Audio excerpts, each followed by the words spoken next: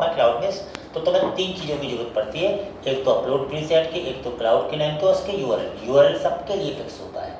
जैसे हमारे लिए फिक्स है, बस तुम्हारे लिए होगा तुम्हारा यहाँ बस चेंज हो जाएगा, तुम्हारा यहाँ बस चेंज हो जाएगा, जो भी तुम्हारे क्लाउड का नाम होगा वो चेंज होगा, बाकी सबके लिए फिक्स है। हमने थोड़ी बनाया है, पहले से फिक्स है। तो हमने क्या किया, जो फाइल मेरी अब सिलेक्टेड फाइल तो तुमको आता है ऑन चेंज पे, जो फाइल सिलेक्ट हुई वो फाइल में आ गई, बस उसको अपेंड कर दिया फॉर्म डेटा में। फॉर्म डेटा में तुम्हें प्रीसेट और क्लाउड का नाम अपेंड करना पड़ता है।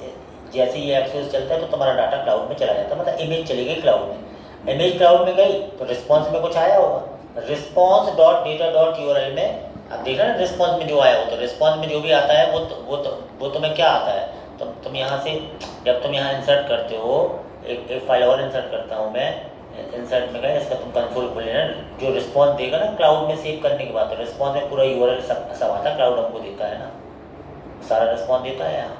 जैसे तुम कुछ अपलोड करो, रोल नंबर 999, नाम रवि सहाय, फिर सिटी इंदौर, फिर कॉन्टैक्ट नंबर, फिर हमने कहा अपलोड कर रहे हैं फाइल, कोई सी फाइल अपलोड कर दी, कौन सी फाइल अपलोड करनी है ही नहीं फाइल, ये लड़की कर लेते हैं, ये किया।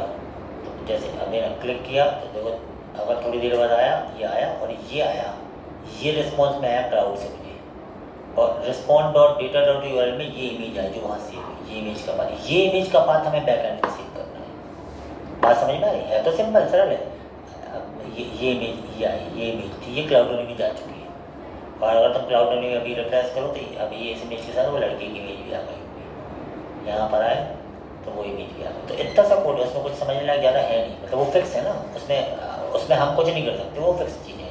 ये इमेज आ गई, अब ये इमेज आई है तो ये इमेज कहाँ से आई, इसका देखो, इससे इमेज जाके तो सेव हो गई क्लाउड में। अब तुमको ये क्या चीज़ है, तो ये उनका फिक्स है, वो तुम्हें वहीं से मिलेगा, ये चीज़ वहीं से मिलेगी, ये चीज़ वहीं से मिलेगी। बस क्रम तुम्हें याद रखना, पहले प्रीसेट क्लाउड नेम लिख लेना, मतलब पोस्ट कर दो, खत्म। अब उसके रिस्पॉन्स देगा तो response dot data dot URL में जो फाइल सेव हुई है उसका तुम्हें यूआरएल आ गई, इसलिए तो मैंने यहाँ पर कंसोल लगाया कि तुम देख लो। ये तो मैंने चेक किया था, मुझे भी नहीं आ रहा था, मैंने चेक कर करके उसको सब कर लिया है। तो ये चीज़ मिल गया तुम्हें, इसको तुम किसी वेरिएबल में सेव करा के, क्योंकि ऊपर वाले इनपुट में रोल नंबर नेम है ही है, और हमें इमेज भी चाहिए ताकि बैकएंड में भेज पाए, इमेज का पाथ है ना ये पूरा।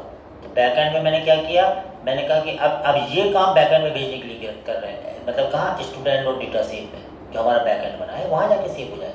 तो इस एपीआई में तो डॉट डॉट डॉट इनपुट, जो इनपुट में तुमने शुरू की चीज़ें भरी है, इनपुट और set input, roll number name और सिटी, वो, और इमेज तो तुम्हारी अभी आई ना, इमेज का नाम इसमें था, तो respond dot data dot URL में तुम्हारी इमेज थी, वो इमेज के नाम में आ गई। ये दोनों चीज़ें एक साथ चली जाए बैकएंड में, बस बैकएंड में गए तो क्रिएट करके सेव करा दिया हमने।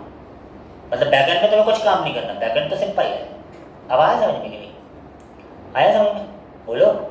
तो ये चली गई बैकएंड में, बस एक बार इमेज क्लाउड में गई, इमेज का नाम बैकएंड में स्टोर हो गया, फिर तुम दिखाई दोगे, तो देखने का काम डिस्प्ले में करना है। ये यानी मल्टर से ज़्यादा सरल है, लेकिन तुम्हें अकाउंट बनाना पड़ेगा। तो क्लाउड में आराम से जाओ, उसमें देखो कहाँ जाना है, क्या करना है, सेटिंग में जाओ, उसके अपना अकाउंट क्रिएट करो, क्लाउड नाम बनाओ, प्रीसेट बनाओ, उसको यूज़ कर लो, बस कोड तुम्हारे पास है। अब इससे चलेगी, यानी तुम सोच रहे हो कि हमें क्लाउड में बैकएंड में कुछ काम करना, तो उसमें कुछ नहीं करना, इसी में करना है। बैकएंड से भी होता है लेकिन बहुत कठिन होता है। समझ में? अभी करके बताओ, करो।